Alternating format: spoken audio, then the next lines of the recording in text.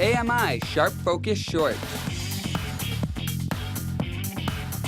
I'm DJ Demers for Accessible Media in Toronto. Comic Vision is fast approaching. What is Comic Vision? It's a comedy tour that raises funds for groundbreaking vision research in Canada through the Foundation Fighting Blindness. Since its inception in 1999, Comic Vision has raised over $3 million. Incredible. I had the chance to sit down with one of the comedians performing on this year's Comic Vision tour, Steve Patterson. I'm sitting here with Steve Patterson, the winner of the 2011 Canadian Comedy Award for Best Male Stand-Up. Yeah. Why did you decide to get involved with Comic Vision? It's, it's always good to be doing something for a good cause, and I think we've all gone to things where if the price of admission was, you didn't think it was worth the price of admission. I hope that they won't with this. I hope they'll think it's worth the price of admission because it's a great cause and there's great comedy as well. Whenever I go to like a Leafs game or something, I don't feel like it's worth the price of admission, and it's not going towards any charity. It's just going towards funding underachieving athletes. So it'll be nice to be part of something that's for a much greater good. So you've been touring since 1997. What has been the most memorable gig of your career? Well, for me, it was 2010. It was a gig with Steve Martin, and at Just for Laughs, a gig with Steve Martin. He was hosting it. There were several other comics. It wasn't Steve and Steve on the road together.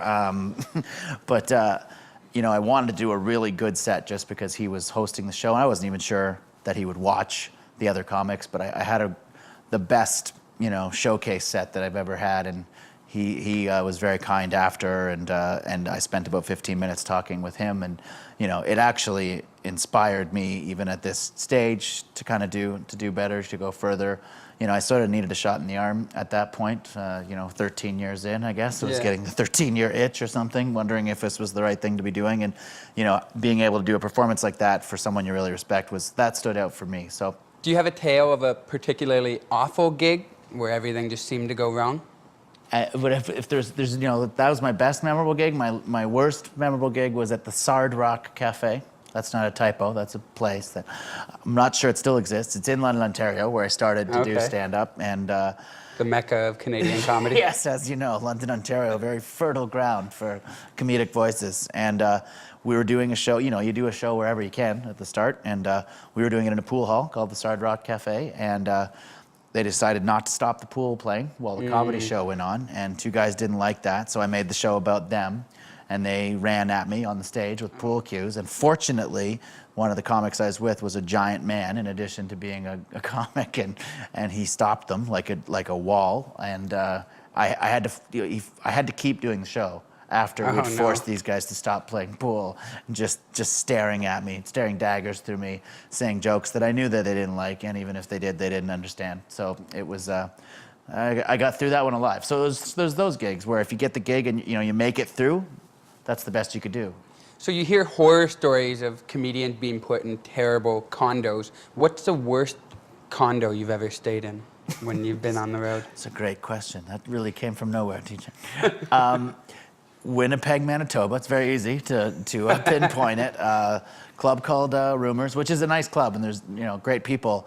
But there was a condo which was, for some reason, I guess it was cheaper, in a senior citizens building, which is always a different sort of dynamic and just aroma. And there was no furniture at all in the condo except for one couch, which he'd pretty clearly gotten from a dumpster, it seemed.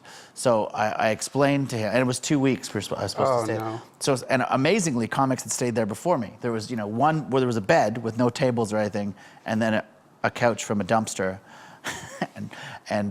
But his argument was, yes, but it has internet access. I'm like, well, you win this round, because obviously, who needs something to sit on when you can be surfing the net? So I explained to him that I was going to be going home the next day unless he furnished the apartment or put me somewhere else. So they actually, the next day, had stuff from IKEA that they were putting together. And at the end of my weekend, I ceremoniously brought the staff over, and we threw the couch off of the third floor balcony back into the dumpster from whence it came. So.